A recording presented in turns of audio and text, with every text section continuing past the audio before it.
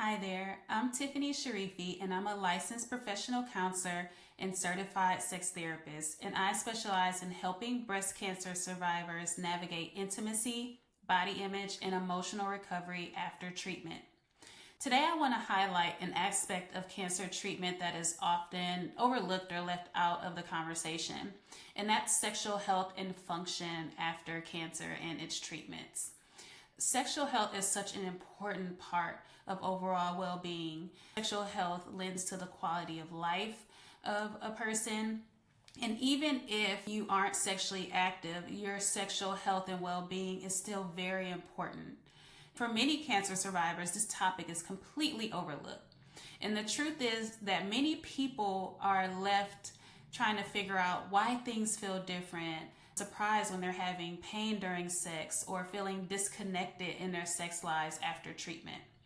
They're dealing with side effects that no one warned them about, so they're pretty much caught off guard with everything that they're dealing with, and they're trying to navigate intimacy and a body that feels unfamiliar, and they're not sure how to talk about it with their medical team, with their partners, or with their loved ones in general. And so there's really no vetted support around sexual health after treatment. And this is really a huge gap to me, because breast cancer survivors in particular have the highest rates of sexual dysfunction after cancer and the highest rates of body image concerns after cancer. And that's due to the obvious, because of how breast cancer impacts the very part of what a lot of people consider a major part of them being a woman or them being sexual. And so it makes sense why body image would be a high concern for breast cancer survivors.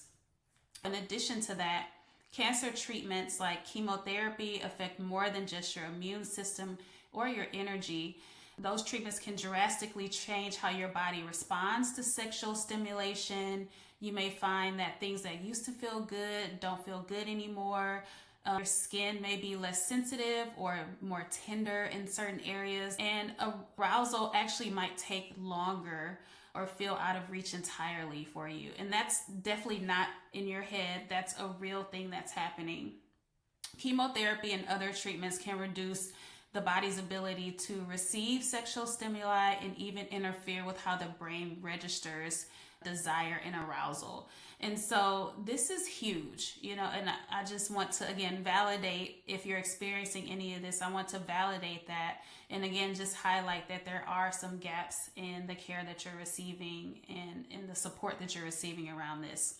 On top of those physical changes, there's also a relational impact sometimes. So some couples struggle with the shift from being partners to being a caregiver and trying to go back to being an erotic partner again.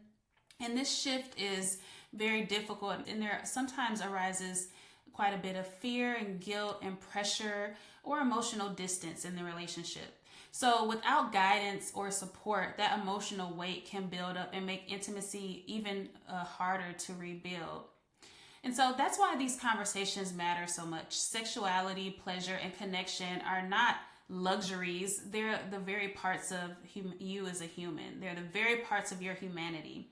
Healing in this area deserves just as much care and support as any other part of recovery, because again, this speaks to your overall quality of life going forward.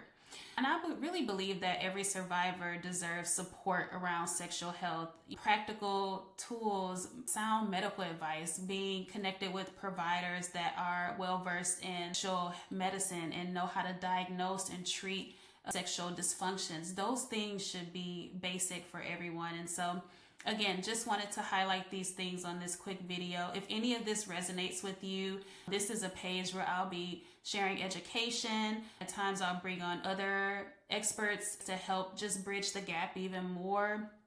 And if there are specific things as far as sexual health or even emotional recovery or relational recovery after cancer and its treatment, if there's anything in those areas that you want to see more of, please comment below and let me know, and I'll make sure to incorporate that into future videos just to give you support. So overall, I do have some free resources. One is Rekindling Sex After Desire. So there's some tips and tools there, and that's a free guide, and that link is in the description below. And then also 3 tools to manage scan anxiety or scanxiety. That link is also below. If you found any of this helpful, share it with someone that you think may find it helpful, and I'll see you in the next video. Take care.